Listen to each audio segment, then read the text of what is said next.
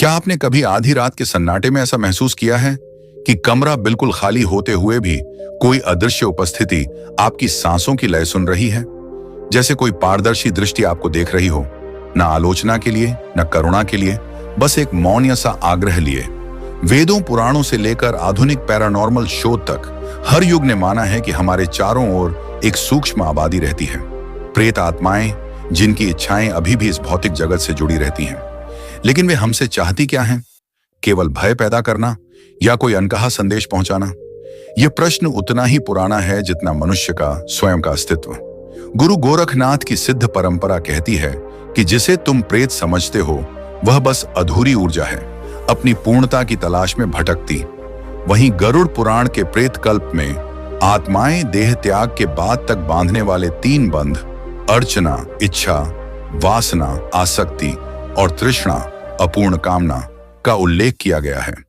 इस रहस्यमयी यात्रा में आज हम आप मिलकर जानेंगे इतिहास और दार्शनिक परिप्रेक्ष्य, प्रेत आत्माओं का उल्लेख हमारे ग्रंथों, लोक कथाओं और तांत्रिक शास्त्रों में कैसे हुआ, मुख्य सिद्धांत, आत्मा देह मुक्त होने के बाद किन ऊर्जा स्तरों पर कार्य करती है और हमारे वातावरण से उसका किस प्रकार का आदान प्रदान होता है, वे हमसे क्यों जुड़े रहते हैं, अधूरी इच्छाएं, सूक्ष्म संदेश या ऊर्जा विनिमय, इनके पीछे असली यांत्रिकी क्या है, व्यावहारिक समाधान, आप इन अदृश्य संचारों को कैसे समझें, कैसे सकारात्मक दिशा दें और स्वयं को भय या ऊर्जा क्षय से सुरक्षित रखें।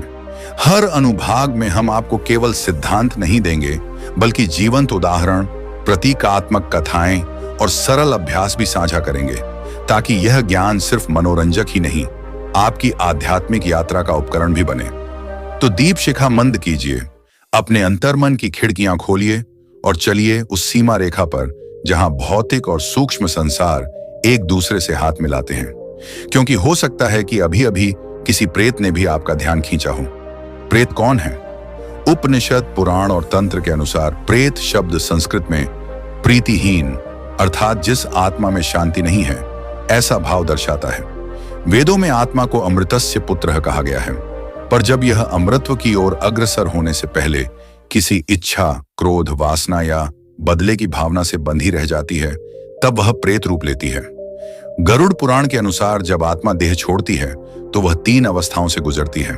पृथ्वी पर भटकती है यदि उसकी मृत्यु अचानक, हिंसक या दुखद रही हो, पितृलोक की ओर प्रस्थान यदि श्राद्ध और कर्मकांड समय पर हुए हों, प्रेत योनि में अटकना यदि मृत्यु के बाद आत्मा को न तो मार्गदर्शन मिला न मुक्ति।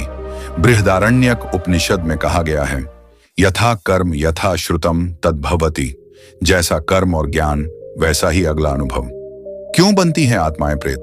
प्रेत बनने के मुख्य कारण अपूर्ण इच्छाएं, किसी प्रिय से मिलने की लालसा, अधूरी महत्वाकांक्षाएं, अपूर्ण लक्ष्य, मृत्यु के समय भय या भ्रम, जैसे आत्महत्या, दुर्घटना या हत्या से हुई मृत्यु, अत्यधिक आसक्ति, भूमि, धन, संबंधों या शरीर से गहरा मोह, तामसिक ऊर्जा का प्रभाव, अगर मृत्यु के समय मन तमोगुण प्रधान हो, हिंसा, द्वेष, नशा आदि से भरा। तांत्रिक दृष्टिकोण, प्रेत आत्माएं और साधना तंत्र शास्त्रों में प्रेतों को केवल बाधक नहीं बल्कि ऊर्जा वाहक माना गया है। अघोर पंथ और वाम मार्ग साधनाओं में प्रेतों का उपयोग शक्तियों की प्राप्ति हेतु किया जाता है। उदाहरण स्वरूप, प्रेत साधना एक विशेष तांत्रिक क्रिया जिसमें साधक श्मशान में विशेष मंत्रों द्वारा प्रेत आत्मा को आमंत्रित कर उससे संवाद करता है। प्रेतनी सिद्धि, ऐसी सिद्धि जिसमें स्त्री प्रेत की आत्मा को नियंत्रित किया जाता है। यह साधनाएं अत्यधिक जोखिमपूर्ण मानी जाती हैं, क्योंकि इनका उपयोग गलत दिशा में होने से साधक मानसिक, आध्यात्मिक और भौतिक स्तर पर नष्ट हो सकता है।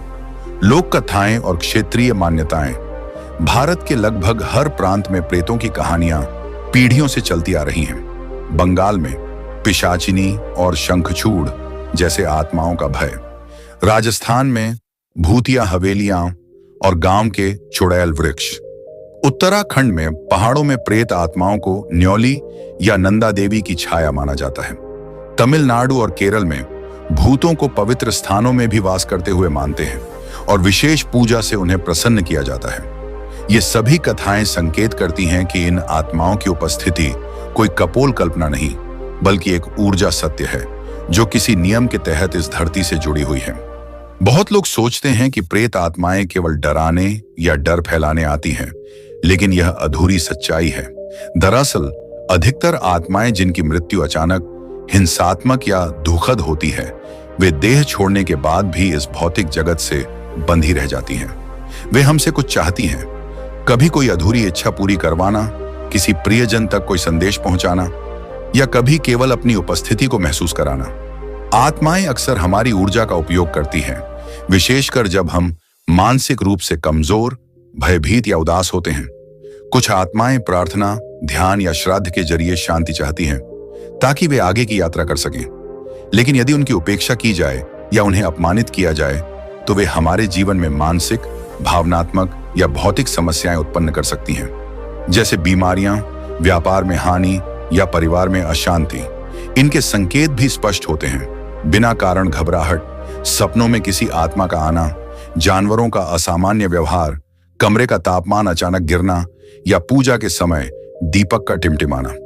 कई बार जो हम मानसिक बीमारी समझते हैं वह दरअसल किसी आत्मा का प्रभाव होता है। इनसे बचने के लिए हमें नियमित रूप से दीपक और धूप जलाना चाहिए, महामृत्युंजय जाप और गीता का पाठ करना चाहिए, श्राद्ध कर्म करना चाहिए और सबसे जरूरी, मौन और ध्यान की अवस्था में आत्मा को प्रेम पूर्वक शांति का मार्ग दिखाना चाहिए, क्योंकि कई बार आत्मा को सिर्फ यह महसूस कराना होता है कि वह अकेली नहीं है और कोई अब भी उसकी पीड़ा को सुन सकता है। जब कोई आत्मा हमारे आसपास होती है तो उसका प्रभाव केवल वातावरण में नहीं, बल्कि हमारे विचारों, भावनाओं और निर्णयों पर भी पड़ता है, अक्सर बिना हमें पता चले। हमारे भीतर अचानक जन्म लेने वाले डर, क्रोध, उदासी या नकारात्मक सोच का स्रोत कभी कभी कोई बाहरी आत्मिक हस्तक्षेप होता है। कई बार व्यक्ति अपना व्यवहार, पसंद या जीवन की दिशा बदल देता है और उसे लगता है कि यह उसका स्वयं का निर्णय है, जबकि असल में यह किसी और की अधूरी भावना या अधूरी आसक्ति की छाया होती है। प्रेत आत्माएं विशेष रूप से रात के समय, यानी जब मन शांत और शरीर थका होता है, तब अधिक सक्रिय होती हैं। वे हमारे स्वप्नों में प्रकट होकर कोई संकेत देती हैं या कभी कभी केवल हमारी ऊर्जा लेकर स्वयं को जीवित रखने का प्रयास करती हैं। यही कारण है कि बहुत से साधकों और ज्ञानी जनों ने जीवन में एक सरल नियम अपनाया: ऊर्जा की रक्षा, विचारों की स्पष्टता और मौन में जागरूकता। अपने जीवन को ऐसी आत्माओं के प्रभाव से बचाने के लिए हमें कुछ विशेष आत्म सुरक्षा विधियां अपनानी चाहिए, जैसे दिन की शुरुआत सूर्य को अर्घ्य देकर, रात्रि को चंद्रमा को जल अर्पित करके, नियमित ध्यान से मन को स्थिर करके और AUM नमः शिवाय, महामृत्युंजय मंत्र या गायत्री मंत्र जैसे उच्च ऊर्जा वाले मंत्रों का जाप करके। साथ ही हमें अपने रहने के स्थान को सकारात्मक कंपन से भरपूर रखना चाहिए, जैसे नियमित धूप दीप लगाना, तुलसी के पौधे को जल देना और अपने घर के कोनों में कपूर जलाना, क्योंकि आत्मा की शक्ति तभी हमारे जीवन में प्रवेश करती है जब हमारा मन खाली, बिखरा और असंयमित होता है। लेकिन यदि मन केंद्रित है, हृदय करुणामय है और आत्मा जागरूक है, तो कोई भी सूक्ष्म शक्ति, चाहे वह प्रेत ही क्यों ना हो, हमें स्पर्श नहीं कर सकती। हर आत्मा का अंतिम लक्ष्य होता है मुक्त हो जाना, न बार बार जन्म, न मृत्यु, न भटकाव। परंतु यह मुक्ति किसी बाहरी साधन से नहीं मिलती। यह एक आंतरिक क्रांति से उत्पन्न होती है। जब आत्मा अपने पुराने बंधनों को, अधूरी इच्छाओं को और शरीर मूलक पहचान को पूर्ण रूप से त्याग देती है, तभी वह प्रेत योनि नहीं बल्कि देव योनि की ओर बढ़ती है। वेदांत कहता है, ब्रह्म सत्यम जगन मिथ्या। जब यह अनुभूति आपके अस्तित्व में उतर जाती है, तब जीवन का सारा खेल समाप्त हो जाता है। जो आत्मा मृत्यु के बाद भटकती है, वह दरअसल जीवन में ही भटकी हुई थी। उसके भीतर आत्मज्ञान का प्रकाश नहीं था, इसलिए उसकी चेतना मृत्यु के बाद भी अंधेरे में डूबी रह गई। इसलिए जो व्यक्ति इस जीवन में ही अपने भीतर के अंधकार को समझ ले, उसे देख ले और धीरे धीरे उसे प्रकाश में बदल दे, वह आत्मा कभी प्रेत नहीं बनती। वह मृत्यु के क्षण में मुस्कुराती है, जैसे कोई अंतिम परीक्षा में उत्तीर्ण होकर घर लौट रहा हो। मुक्त आत्मा बनने के लिए पहला कदम है असत्य को पहचानना और सत्य के प्रति समर्पण करना। दूसरा है जीवन को सेवा, तपस्या और ध्यान की भूमि बनाना।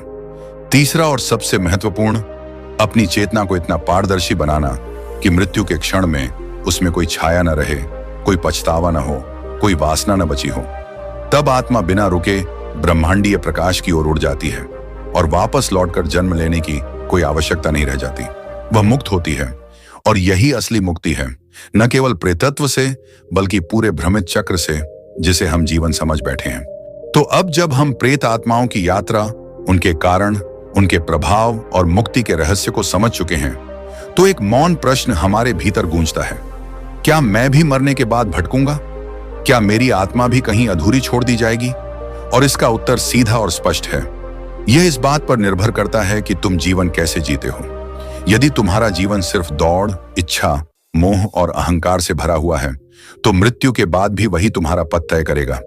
लेकिन अगर तुमने जीवन को एक तपस्या बना दिया, एक साधना बना दिया, तो मृत्यु तुम्हारे लिए एक मुक्ति द्वार बन जाएगी, न कि कोई डरावनी सुरंग। आत्मा के पास दो ही रास्ते होते हैं, या तो वह भटकती है या फिर वह उड़ती है। और यह उड़ान केवल उन्हीं को मिलती है जो जीवन में भीतर उतरते हैं, जो अपने मन की परछाइयों को देखते हैं, स्वीकारते हैं और धीरे धीरे उन्हें पिघलाकर प्रकाश में बदलते हैं। इसीलिए कहा गया है, जो जीते जी मर गया वही अमर हो गया। प्रेत कोई और नहीं, वो हम ही हैं, जो अपनी अधूरी यात्राओं, अनकहे शब्दों और अपूर्ण कर्मों के बोझ से एक और शरीर में लौटने को मजबूर हो जाते हैं। लेकिन तुम इससे मुक्त हो सकते हो, इसी जीवन में, इसी सांस में। बस तुम्हें जरूरत है सच को देखने की, अंधेरे को अपनाने की और फिर उसके पार जाने की।